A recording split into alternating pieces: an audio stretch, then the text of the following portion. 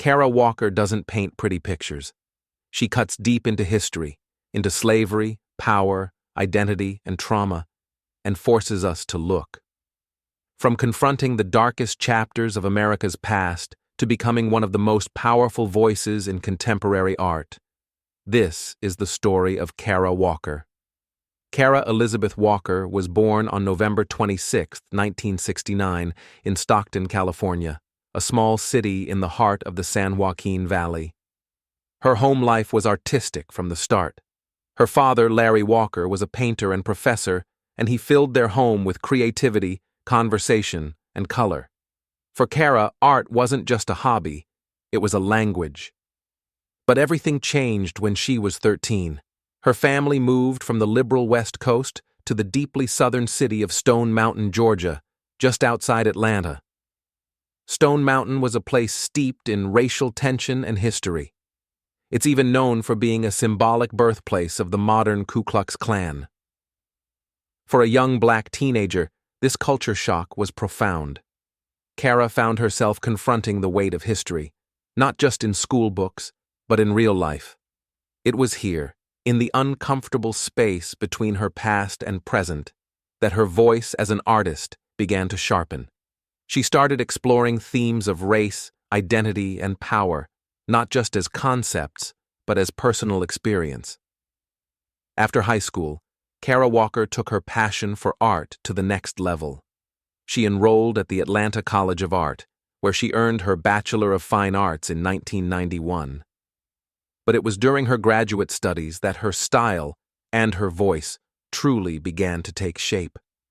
At RISD, one of the top art schools in the country, Kara began developing the visual language that would define her career. Black and white silhouettes.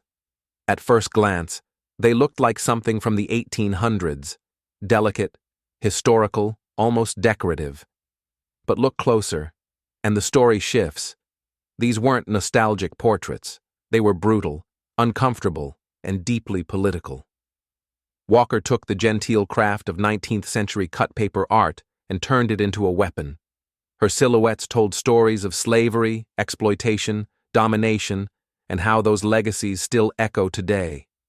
Race, power, gender, sex, history, she didn't hold back, because the truth never does.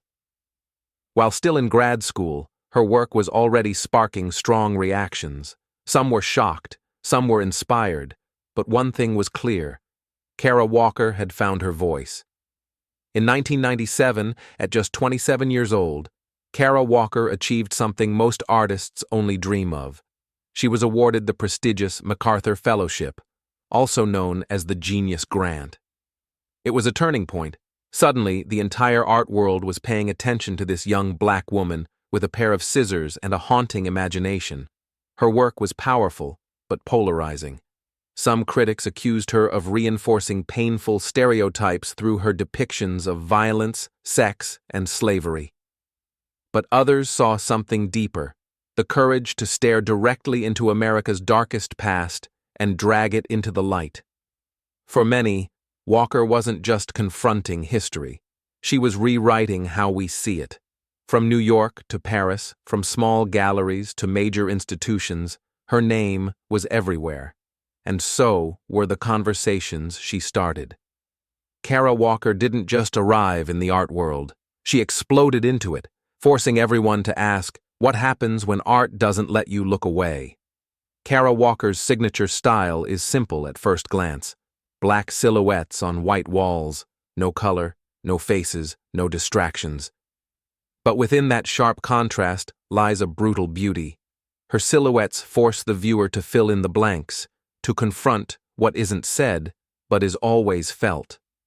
Through these shapes, Walker explores themes that many artists fear to touch: slavery, race, sexuality, gender, power, and the trauma that lingers through history.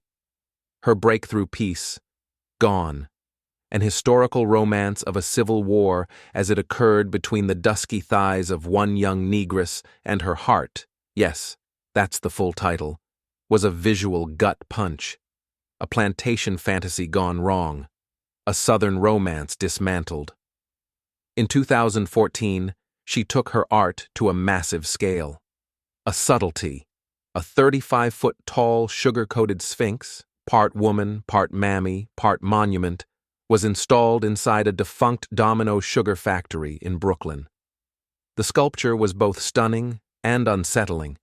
It honored the labor of enslaved people and workers in the sugar industry, while also confronting the way black bodies, especially female ones, have been consumed, literally and symbolically, for centuries. Walker's work doesn't aim to comfort. It dares you to feel the discomfort, to sit in it, learn from it, and carry it with you. For all the noise her work creates in the art world, Kara Walker herself lives a quiet life.